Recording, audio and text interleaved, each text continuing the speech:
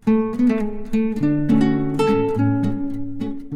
batmates! Ngayong araw ay magdadissect tayo ng isang crustaceo galing sa pamilya ng Siganidae o mas kilala sa tawag ng kitang sa Tagalog o ikan kitang naman sa Bisaya. Alam niyo ba na kaya nilang mabuhay sa iba't ibang uri ng tubig? Urea line ang kitang. Ibig sabihin ay nakakaya nilang mabuhay sa tubig tabang, tubig alat at brackish water. Karaniwan silang matatagpuan sa mga estuaryo at baybaying dagat. Dagdag pa, ang kitang ay may taglay na panlaban sa katawan. May mga tinik sa kanilang likod na kung tawagin sa Ingles ay dorsal spines na nagtataglay ng kaunting lason. Hindi ito delikado sa tao, ngunit maaaring magdulot ng pananakit kapag natusok. Let's start with the blood collection.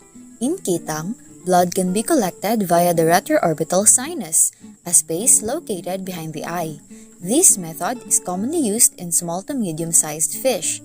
A fine gauge needle attached to a syringe is gently inserted at the posterior corner of the eye, angled slightly inward toward the back of the orbit. Then, blood is slowly collected from the sinus cavity. Moving on to the external features, the kitang has a laterally compressed disc-shaped body, something you'll recognize in a lot of herbivorous fish species. On the head, we've got the terminal mouth, eyes, and the operculum, which covers the gills. Kitang primarily graze on algae, so their small mouth and dentition reflect that. Note the dorsal fin. This one's spiny in front and soft-rayed in the back. You've also got the pectoral, pelvic, anal, caudal peduncle, and caudal fins, each playing a role in locomotion and balance.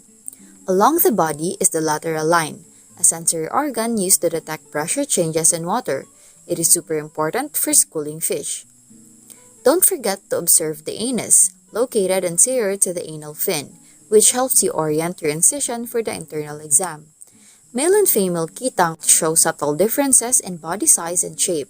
Generally, females tend to have rounder, fuller bodies, especially when mature or carrying eggs, while males are slightly more elongated and streamlined. These differences may not be obvious at first glance, but they become more noticeable during the breeding season. Time to explore the internal organs. Make a midline incision starting from the anus up to the opercular region. Extend the incision laterally to the mid-operculum and gently remove the body wall. First up, the gills, located under the operculum. These filaments are where gas exchange occurs. Water enters through the mouth, passes over the gills, and exits via the opercular opening. Next, locate the heart, tucked anteriorly and ventrally to the gills. Fish have a two-chambered heart, atrium and ventricle, pumping the oxygenated blood to the gills. Look towards the posterior body cavity for the gonads. In females, you'll see paired ovaries, often yellowish or filled with eggs. In males, the testes are thinner and white.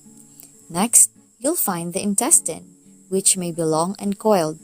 In herbivorous fish like kitang, it's longer to aid in plant matter digestion. The tract ends at the anus.